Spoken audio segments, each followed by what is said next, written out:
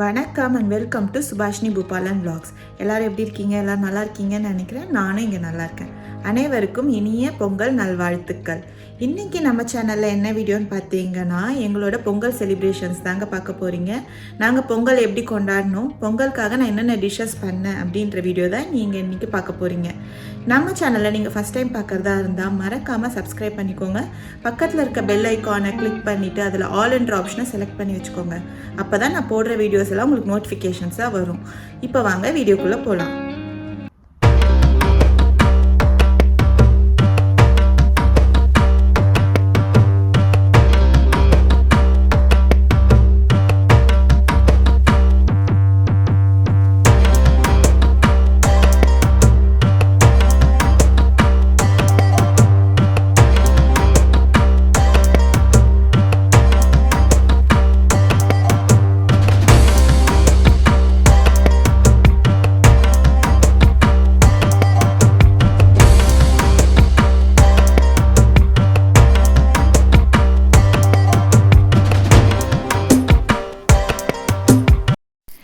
First என்ன பண்ணிக்கிட்டோன்னு பார்த்தீங்கன்னா, இப்போ வந்து வடைக்கு தான் மாவு அரைச்சிட்ருக்கு. இது வந்து அரிசி உளுந்து அதுக்கப்புறம் அரைக்கிறதுக்காக பக்கத்தில் வச்சுருக்கேன். இப்போ வடைக்கு ஃபஸ்ட்டு அரைச்சி எடுத்துக்கிட்டு நெக்ஸ்ட் அதை போடலான்னு இருக்கோம். அதுக்கப்புறம் வந்து நம்ம வந்து வேர்க்கடலை, மொச்சை, அதுக்கப்புறம் வந்து இது வடை மாவு, வேர்க்கடலை கூடயே வந்து நான் வந்து காராமணியும் சேர்த்து ஊற வச்சுருக்கேன். அது வந்து ஒரு 4 hours நம்ம ஊற வச்சுருக்கோம். இப்போ அது எல்லாத்தையும் வந்து ஒன்றா போட்டு ஒரு 4 விசில் விட போகிறோம். அதுக்காக தான் இந்த குக்கரில் வச்சுட்டு சைடில் வச்சுட்டு இன்னொரு அடுப்பில் வந்து நான் இப்போ வந்து சக்கரை பொங்கலுக்காக ரெடி பண்ண போகிறேன். சக்கரை பொங்கல் ரெடி பண்ணுறதுக்கு வந்து நம்ம இப்போ வந்து பாசிப்பருப்பை வந்து ஃபஸ்ட்டு வந்து நம்ம ட்ரையாக வந்து ரோஸ்ட் பண்ணிக்கிறோம். கொஞ்சம் ரொம்ப ப்ரௌன் கலரில் ரோஸ்ட் பண்ணிடக்கூடாது. கொஞ்சம் வாசனை வர அளவுக்கு வறுத்திக்கிட்டிங்கன்னா போதுங்க.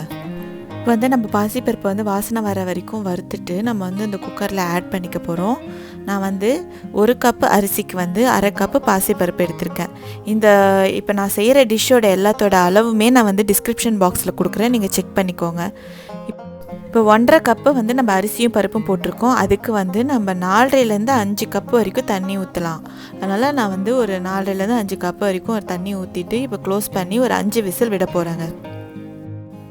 இப்போ வந்து நம்மளுக்கு 5 விசில் வர வரைக்கும் வெயிட் பண்ணணும். அந்த மொச்சக்கொட்டை, காராமணி, வேர்க்கடலை அதுலேயும் ஒரு 4 விசில் வர வரைக்கும் வெயிட் பண்ணிவிட்டு நெக்ஸ்ட்டு வந்து நம்ம அவியலுக்கு வந்து ரெடி பண்ண போகிறோம். அவியலுக்கு வந்து எல்லா காயும் சேர்த்து நம்ம வந்து வேக வைக்கணும். அதுக்கு வந்து ஒரு பெரிய குக்கர் எடுத்துக்கிட்டு கேரட்டு, பீன்ஸு, அவரைக்காய், வாழைக்காய், உருளைக்கிழங்கு, பட்டாணி நான் ஆட் பண்ணியிருக்கேன். இது எல்லாத்தையுமே வந்து ஒரு குக்கரில் நம்ம ஆட் பண்ணிக்கிட்டு 2 3 விசில் விடுங்க. ரொம்ப நிறையா விட்டிங்கன்னா குழஞ்சிரும். 2 விசில்லே கூட மோஸ்ட்லி வெந்துடும். உங்களோட குக்கரோட கெப்பாசிட்டியை பொறுத்து நீங்கள் வந்து விடலாம். வந்து நான் இதில் வந்து லைட்டாக வந்து உப்பு சேர்த்து கொஞ்சமாக தண்ணி முழுகிற அளவுக்கு மட்டும் தண்ணி ஊற்றி கொஞ்சமாக உப்பு போட்டு வேக வைக்க போகிறேன். இப்போ இந்த காயெல்லாம் வந்து ஒரு 2 விசில் வர வரைக்கும் நம்ம வெயிட் பண்ண போகிறோம். அடுத்து வந்து நம்ம வெண்பொங்கலுக்கு தான் ரெடி பண்ண போகிறோம். அதுக்கு வந்து ஒரு 3/4 கப்பு பச்சை அரிசிக்கு 1/4 கப்பு பாசிப்பருப்பு போட போகிறோம். அதை வந்து நல்லா ஒன்றா சேர்த்து கழுவிட்டு இப்போ வந்து அந்த சின்ன குக்கரில் வந்து வைக்க போகிறோம். அதை வந்து கொஞ்சமாக தான் ரெடி பண்ண போகிறோம். அதனால் ஒரு சின்ன குக்கரில் அதை பண்ணிகிட்ருக்கேன். இப்போ அதுக்கு வந்து 1 கப்பு வந்து அரிசி பருப்பு வர்றதுனால நம்ம வந்து 3 3.5 டம்ளர் தண்ணி ஊற்றிக்கலாம். அது கூட வந்து உப்பு, ஜீரகம், பெருங்காயம் போட்டு மஞ்சள் தூள் கொஞ்சம் போட்டு நம்ம வந்து 5 6 விசில் வரைக்கும் விடலாம். வெண்பொங்கலுக்கு வந்து ஜீரகம் எல்லாமே நான் வந்து அதில் ஆட் பண்ணுறேன். ஆட் பண்ணிவிட்டு அதை வந்து 5 6 விசில் விட்டுட்டு அதுக்கப்புறம் நான் காட்டுறேன். இதுக்கு அடுத்தது நம்ம வந்து என்ன பண்ண போகிறோம்னு பார்த்திங்கன்னா, காய் குழம்பு தான் பண்ண போகிறோம். காய், மொச்சக்கொட்டை அதெல்லாம் வேக வச்சுருக்கிறத வந்து வச்சு ஒரு காரக்குழம்பு மாதிரி பண்ண போகிறோங்க. இது வந்து நம்ம எல்லா காய் இந்த பொங்கல் சீசனில் விளையிற காய், அப்புறம் வந்து நம்ம இந்த பச்சை அவரை அதெல்லாம் போட்டு செய்வாங்க. ஆனால் நம்மக்கிட்ட இங்கே கிடைக்காததுனால நான் வந்து மொச்சக்கொட்டை, காராமணி, வேர்க்கடலை இது 3த்தையும் வந்து நான் நல்லா ஊற வச்சுட்டு வேக வச்சுட்டு அதை ஆட் பண்ண போகிறேன். இப்போ வந்து நம்ம ஒரு பாத்திரத்தில் வந்து எண்ணெய் விட்டு எண்ணெய் சூடானது கடுகு, உளுந்து, ஜீரகம் அதெல்லாம் ஆட் பண்ணிக்கிறோம். இந்த கடுகு வெடிச்சிட்டு அதுக்கப்புறம் உளுந்தெல்லாம் வந்து கொஞ்சம் லைட் ப்ரௌன் கலர் ஆனதுக்கப்புறம் நம்ம வந்து கொஞ்சம் கருவேப்பிலை சேர்த்துட்டு வெங்காயம், தக்காளி அதெல்லாம் ஆட் பண்ணி வதக்க போகிறோம்.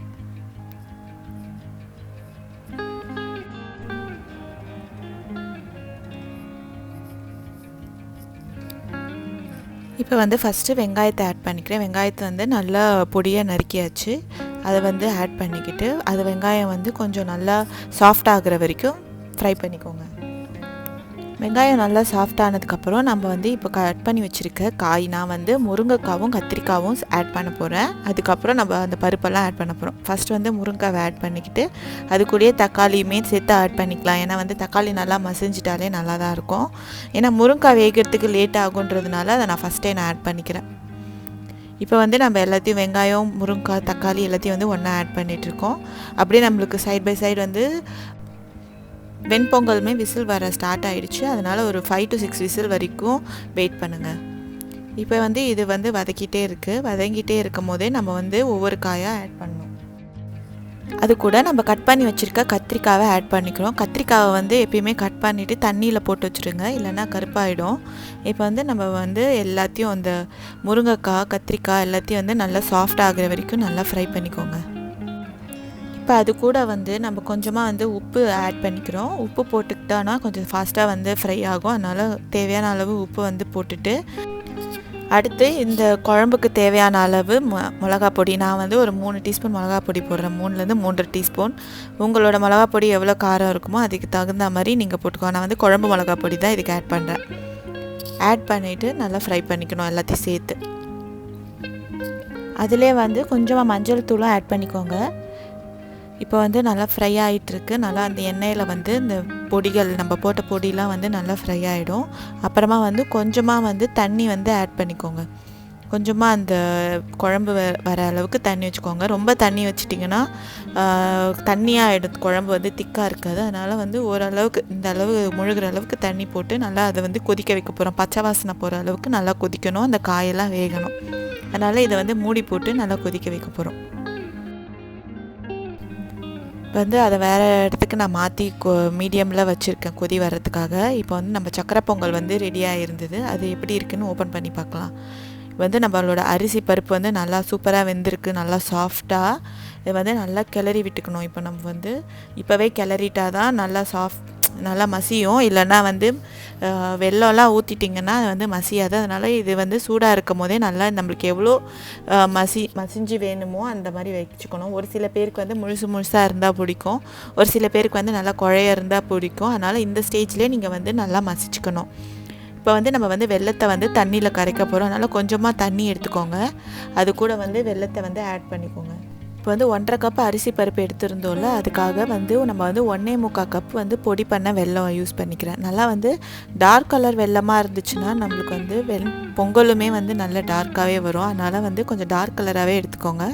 இது வந்து நம்ம பாகெல்லாம் எடுக்க தேவையில்ல, கரைஞ்சிட்டு ஃபுல்லாக கரையணும். வெல்லம் வந்து நல்லா அந்த சூடான தண்ணியில் வந்து நல்லா கரைஞ்சிட்டே இருக்கும். நான் வந்து மீடியமில் வச்சுட்டு நல்லா கிளறி விட்டுக்கோங்க. இந்த வெல்லம் கரைஞ்சதுக்கப்புறம் நம்ம வந்து அந்த பொங்கலில் வந்து ஆட் பண்ணணும். இப்போ நம்ம வெல்லம் வந்து நல்லா கரைஞ்சிருச்சு, லைட்டாக கொதியும் வந்துருச்சு பார்த்திங்களா. அந்த ஸ்டேஜில் வந்து ஒரு ஃபில்டர் எடுத்துக்கோங்க. ஃபில்டர் எடுத்து தான் நம்ம வடிகட்டி தான் அதில் வந்து ஊற்றணும். அப்போ தான் வந்து நம்ம வெல்லத்தில் ஏதாவது டஸ்ட் இருந்தால் கூட அதில் கலெக்ட் ஆகிடும். இப்போ நம்ம கரைச்சி வச்சுருக்க வெல்லத்தை வந்து அந்த அரிசி பருப்பில் ஊற்றிட்டு அடுப்பை வந்து சிம்மில் வச்சுக்கோங்க. ஸ்டவ் வந்து சிம்லேயே இருக்கட்டும். அதில் போட்டுட்டு நம்ம வந்து இப்போ வந்து ஏலக்காய் பொடி வந்து ஆட் பண்ணிக்கிறேன்.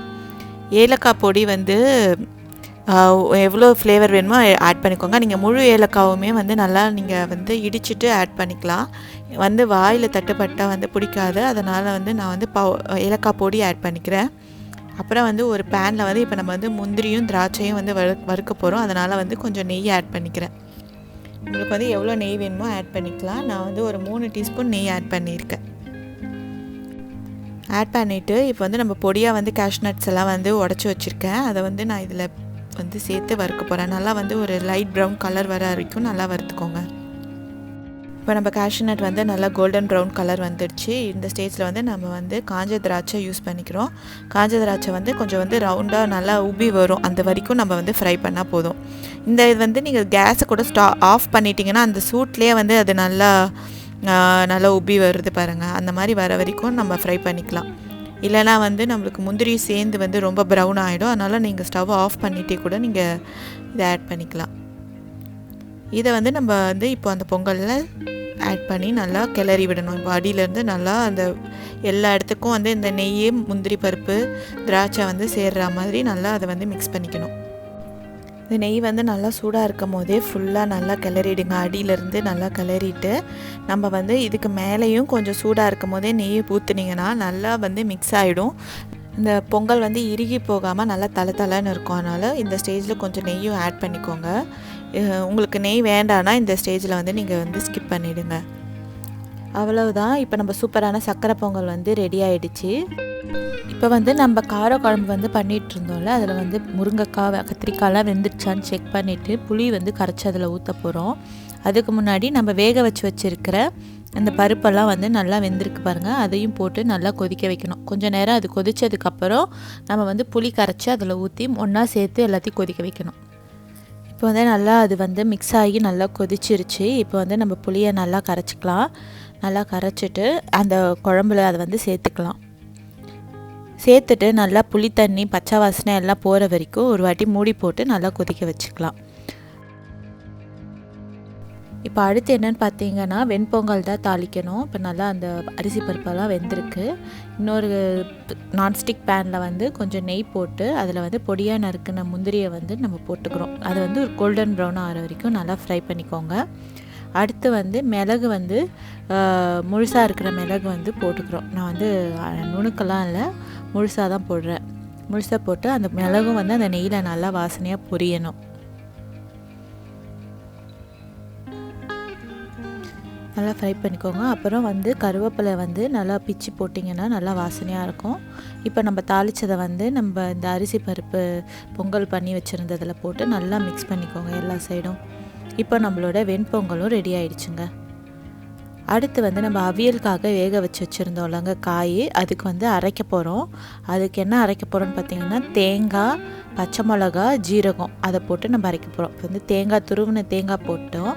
அடுத்து வந்து கொஞ்சோண்டு ஜீரகம், அடுத்து கொஞ்சோண்டு பச்சை மிளகா, ஒரு 2 பச்சை மிளகா போட்டுக்கிறேன் நான் காரத்துக்கு ஏற்ற மாதிரி. உங்களுக்கு எவ்வளோ காரம் வேணுமோ அவ்வளோ போட்டுக்கோங்க. இந்த பேஸ்ட் வந்து நல்லா பேஸ்ட்டாக அரைச்சிருங்க. ரொம்ப தேங்காவாக தெரியக்கூடாது அவியலில். இது எல்லாமே வந்து நல்லா சட்னி மாதிரி நல்லா பேஸ்ட்டாக அரைச்சி எடுத்துக்கோங்க. இப்போ வந்து நல்லா பேஸ்ட்டாக அரைச்சாச்சு. இதை வந்து நம்ம இந்த காயில் வந்து ஆட் பண்ண போகிறோம். ஆட் பண்ணும் போது நம்ம வந்து சிம்மில் வச்சுக்கோங்க. ரொம்ப வந்து மீடியமோ ஹைலியோ வச்சிட்டிங்கன்னா ஏற்கனவே காய் வெந்திருக்கிறதுனால இன்னும் நல்லா வெந்துடும். நம்ம வந்து இப்போ இதை மிக்ஸ் பண்ணிவிட்டு கொஞ்சம் நேரம் தான் கொதிக்க விட போகிறோம். அதனால் வந்து மீடியம் சிம்மில் வச்சிட்டாலே போதும். இப்போ வந்து நம்ம அந்த தேங்காய் பேஸ்ட்டை வந்து அதில் போட்டு நல்லா ஆட் பண்ணி நல்லா கலந்து விட்டுக்கணும். ரொம்ப தண்ணியாக மிக்ஸ் பண்ணிக்காதீங்க. அதனால் கொஞ்சமாக தண்ணி விட்டு அந்த மிக்ஸி ஜாரில் இருக்கிறதையும் போட்டு பண்ணிக்கோங்க. ஏன்னா வந்து ரொம்ப தண்ணி விட்டுட்டிங்கன்னா அவியல் வந்து தண்ணி ஆகிடும். அதனால் ஓரளவு தண்ணி வந்து பேஸ்ட்டாக இருந்தாலே போதும்.